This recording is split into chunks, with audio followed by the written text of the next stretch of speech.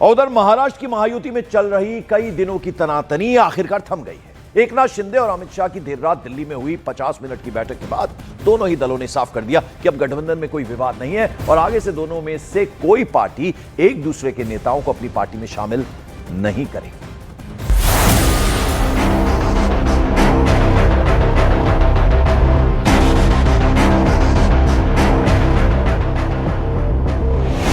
महायुति में थम गई विवादों की लहर।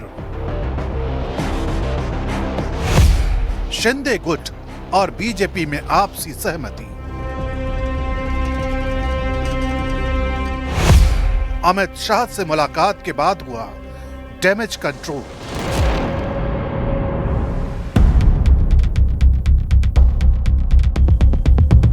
महाराष्ट्र में महानगरपालिका चुनावों को लेकर बीजेपी और शिवसेना शिंदे कैंप में तकरार इतनी बढ़ गई कि शिंदे गुट के कई मंत्री कैबिनेट मीटिंग तक से दूर रहे। आरोप था कि बीजेपी लगातार शिंदे गुट के स्थानीय नेताओं और उनके विरोधियों को पार्टी में शामिल करा रही है। इसी से विवाद भड़का और बात दिल्ली तक पहुंच गई। हम महायुति में हैं, तीनों पार्टियों में आपसी बड़ा तालमेल है और इसमें कोई मुझे शंका नहीं लगती। और ये जितने भी मिनिस्टर्स नहीं थे वो सारे अपने नेता और माननीय मुख्यमंत्री जी की परमिशन लेकर के नहीं थे, क्योंकि स्थानिक स्वराज्य संस्थाओं के पर्चे भरना, नामांकन भरना बड़ा उल्लास का माहौल है पूरे महाराष्ट्र में। और एक दो जगह कहीं छुटपुट चीजें होती है तो मुझे ऐसा लगता है उसको निपटने के लिए हमारे नेता काफी है। आदरणीय मुख्यमंत्री जी ने बिल्कुल इस विषय पर कल इस विषय का द एंड कर दिया। टीना जी आरोप लग रहे हैं कि आप लोगों ने ये शुरू किया उनकी पार्टी के नेताओं को लेना, फिर उन लोगों ने किया, लेकिन बीजेपी का कहना है कि शुरुआत वहां से हुई। तो शुरुआत हुई कहां से? शुरुआत कहीं से भी हो, जीतेगी तो महायुति, ये सोचकर काम करने वाले हम कार्यकर्ता हैं। शिंदे गुट का कहना है कि शुरुआत बीजेपी ने की। डोंबिवली और उल्हासनगर जैसे इलाकों में उनके नेताओं को बीजेपी में शामिल करा के, जिसके जवाब में शिंदे गुट ने भी बीजेपी के विरोधियों को अपनी पार्टी में लिया, जिससे तनाव और बढ़ गया।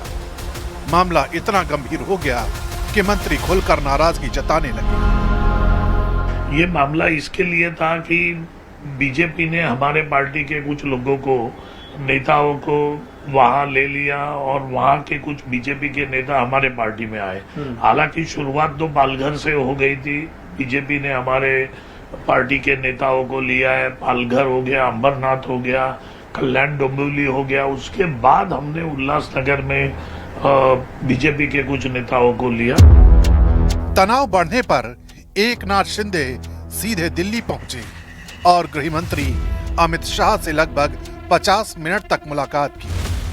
सूत्र बताते हैं कि बैठक में शिंदे की तरफ से साफ बताया गया कि उनके लोकसभा क्षेत्र में बीजेपी के दखल से वो नाराज हैं। यही वजह है कि केंद्रीय नेतृत्व ने भी माना कि हालात सुधारने होंगे। इससे पहले मुंबई में फडणवीस और शिंदे की बैठक हुई, जिसमें विवाद को खत्म करने की रूपरेखा तय की गई। इस पूरे विवाद का असर ये हुआ कि कांग्रेस को भी चुटकी लेने का मौका मिल गया। कॉर्पोरेशन का जो इलेक्शन होता है, कॉर्पोरेशन का इलेक्शन का है ना, तो ये निकाय का जो इलेक्शन होता है, ये जो है उसमें गठबंधन हो नहीं पाता है, क्योंकि जो